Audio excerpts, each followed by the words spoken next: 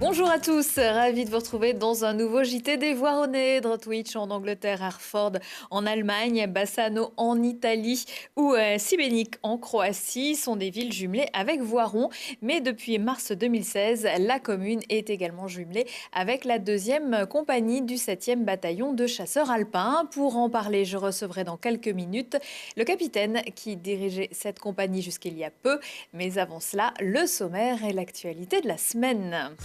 C'est l'un des plus grands festivals de France en matière de jazz. Jazz à Vienne accueille chaque année des artistes de renommée internationale. Et cette année, le Jules Ferry Brass Band.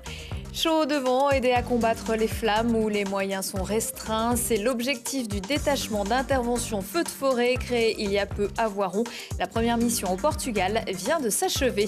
Et puis dans l'agenda, c'est le début d'Émotions de rue, le rendez-vous gratuit proposé par la MJC de Voiron et le 10e anniversaire du Festival des jeunes chorégraphes de Vorep. Parce que c'est là que tout a commencé. Déjà présent au Festival Jazz à Vienne en 2017, les enfants du Jules Ferry Brass Band et leurs accompagnateurs faisaient la connaissance d'un célèbre musicien américain. De là, l'idée d'emmener tout ce petit monde à la Nouvelle-Orléans. Au printemps 2019, ils sont retournés sur les lieux du crime. Mathias Araez. Quand l'été pointe son nez à Vienne, c'est le temps des cuivres et du jazz. Dans le centre historique de la cité gallo-romaine, difficile de ne pas tendre l'oreille au son des trompettes et des trombones. Malgré la présence de grosses têtes d'affiches dans sa programmation, le festival fait chaque année la part belle aux amateurs. Il y a toute une part importante de cette programmation qui est dédiée aux formations amateurs et également à des projets pédagogiques qu'on soutient pendant un an et qui sont donc programmés sur Jazz à Vienne. Par exemple, derrière nous, on a une formation qui nous vient de Voiron, un magnifique projet autour de la Nouvelle-Orléans. Leur rêve, c'est de partir à la Nouvelle-Orléans. Ils ont rencontré l'année dernière Trombone Shorty. C'était un moment absolument magique et donc c'est un projet qu'on soutient et qu'on est très heureux de soutenir à Jazz à Vienne. Cette formation voironnaise qu'on ne présente plus, c'est le Jules Ferry Brass Band. Avec leur cuivre, les musiciens, parfois hauts comme 3 pommes, enflamment la place du Temple.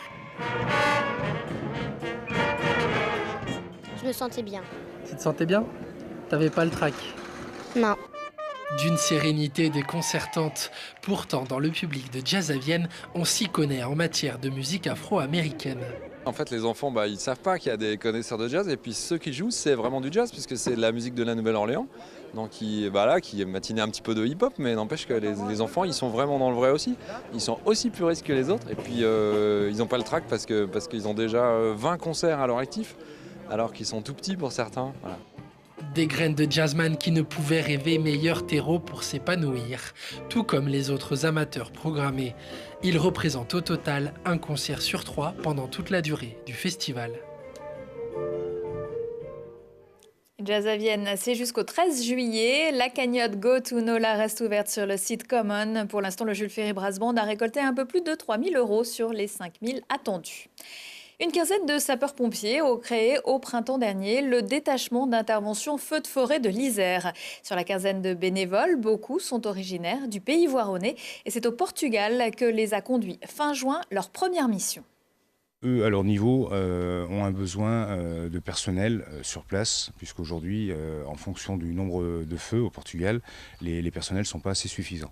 Donc, d'une part, un besoin de personnel, et puis pourquoi cette commune, puisque cette commune, beaucoup de personnel parle français, ce qui est pour nous beaucoup plus facile pour échanger. Nous mettons nos personnels à disposition de la caserne de Penalva do Castelo, pour pouvoir renforcer le district de Viseu, exactement, et pouvoir armer les camions qui sont à caserne pour pouvoir faire les différentes missions FDF sur le district. Et puisque au Portugal, par rapport aux événements passés l'an dernier, avec environ 80% du territoire entre juin et septembre a été soumis au feu de forêt et avec des pertes humaines importantes.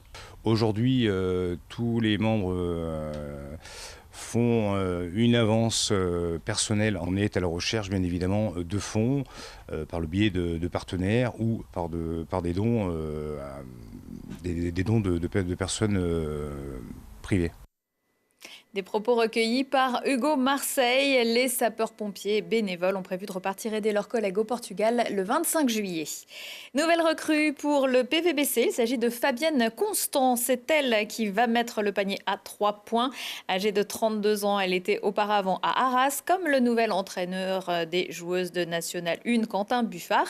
Du coup, le maillot reste rose pour cette jeune femme d'1,88 m qui évoluera au poste 5.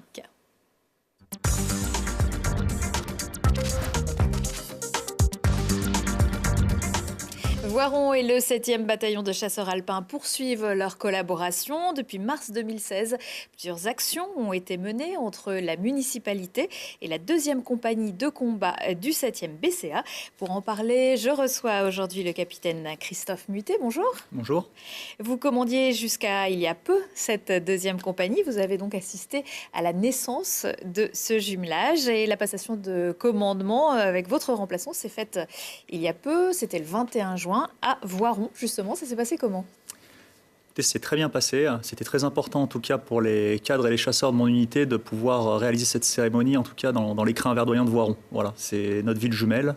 On y est très attaché. Et pour les chasseurs, le fait que cette cérémonie se déroule entourée des Voironnais était relativement important pour eux. Voilà, c'était une cérémonie en public. Est-ce qu'on peut donner le nom de la personne qui vous remplace à ce commandement ? Tout à fait. Donc, il s'agit en fait de mon ancien officier adjoint, le capitaine Arthur, qui donc là a pris le commandement de la compagnie depuis le 21 juin 2016, et ce pour une durée théorique d'à peu près 2 ans. Et qui n'est pas là aujourd'hui parce qu'il a une bonne raison.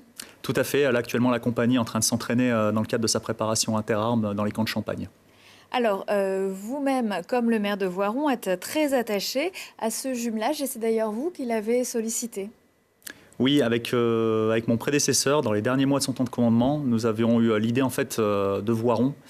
Pourquoi ? Parce qu'en fait, on recherchait pour parler en langage de marin, un point d'ancrage, en tout cas dans la région grenobloise, un point qui puisse en tout cas servir à créer et en tout cas renforcer le lien entre nos chasseurs et les concitoyens qui défendent au jour le jour. Alors, on va voir quelques images de la signature de cette convention. Quelle est la philosophie de ce partenariat ? Alors, la philosophie de ce partenariat, en fait, repose principalement dans le sens d'apprendre, en tout cas, aux militaires et à leurs concitoyens de se connaître mutuellement. Voilà, le lien armée-nation, c'est une idée qui peut sembler comme ceci assez éphémère. L'objectif, en fait, à l'époque d'une armée professionnelle, est d'expliquer en fait à nos concitoyens et de leur rappeler qu'ils ont une armée, à quoi elle sert, et de rappeler également à nos chasseurs le but final de leur engagement, à savoir protéger l'ensemble des Français. Protéger et servir, de se rencontrer les uns les autres, de dire qu'il ne faut pas avoir peur des uns et tout à fait. Inversement, mieux se connaître. Effectivement. Vous êtes basé à Vars, il y a combien de personnes dans la 2e compagnie du 7e BCA ? Alors actuellement, il y a à peu près 170 personnes sur nos rangs. Autant d'hommes que de femmes ? Non, peut-être pas. Non, malheureusement non. Évidemment, le pourcentage est plus important chez les hommes. Oui, tout à fait.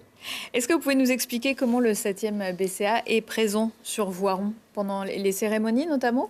Alors les cérémonies en effet, donc toujours ceci bien au travers de la 2e compagnie.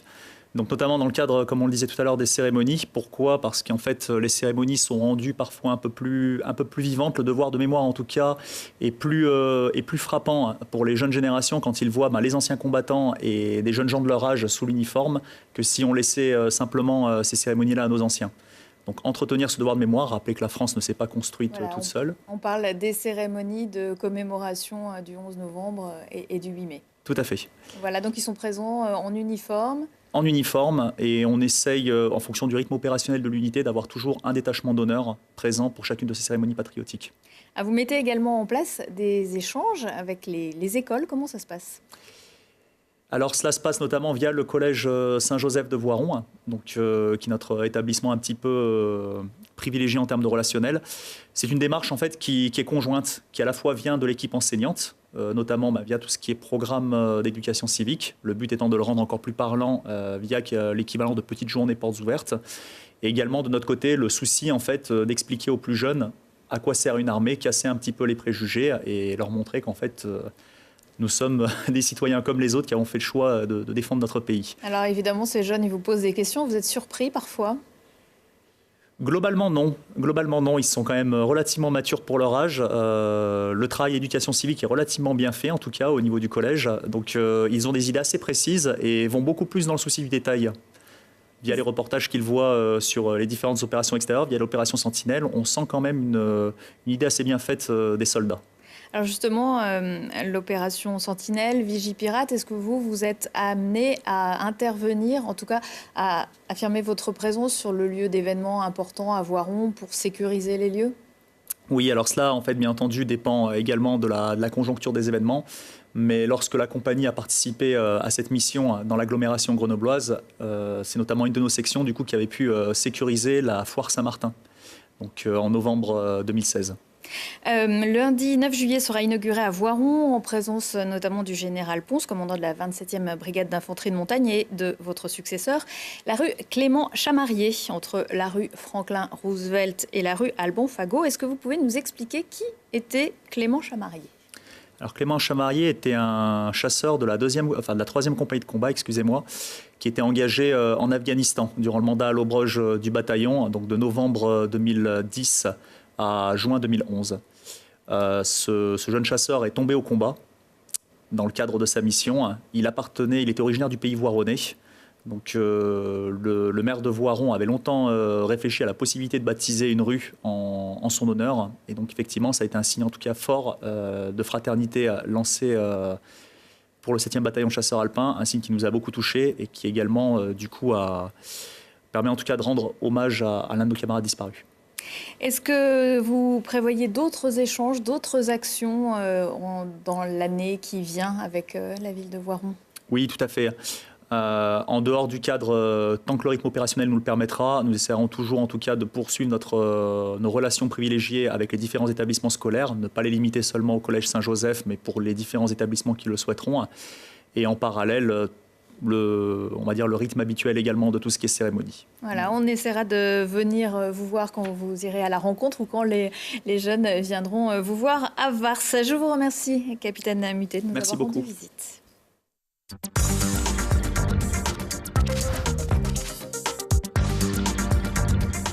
La 27e édition d'Émotions de rue se tiendra du 7 au 21 juillet dans les rues de Voiron. Un événement organisé par la MJC, 10 compagnies professionnelles, 3 propositions amateurs et diverses animations se donnent en spectacle gratuitement. Des spectacles drôles, touchants, parfois loufoques, comme Roméo dans la baignoire de la compagnie C'est pas grave, le 7 juillet à 17h place de l'Europe, ou le récital aquatique des Funky Sardines à 18h Square Brameray. Mercredi 11 juillet, l'après-midi sera réservé au jeune public dans le Jardin de Ville, avec notamment la manufacture sonore de la compagnie Les Petits Détournements. Eh bien, dansez maintenant. La 10e édition du Festival des jeunes chorégraphes, c'est ce week-end à Vorep. Rendez-vous les 6 et 7 juillet dans le parc Stravinsky à partir de 17h. Cette année, la compagnie Confidence vous invite à entrer dans la danse, que vous ayez 7 ou 77 ans, pour apprendre quelques pas avec les jeunes artistes, avec aussi des compagnies venues de Rhône-Alpes, mais aussi de Paris ou de Montpellier. Et samedi, en clôture, le concert des Peaky Bunchies à 22h. C'est un événement gratuit. C'est ainsi que s'achève cette édition, que vous pouvez voir le mercredi à 18h45 et 20h45 et le jeudi à 17h45 et 19h45. Je vous souhaite à tous une excellente semaine.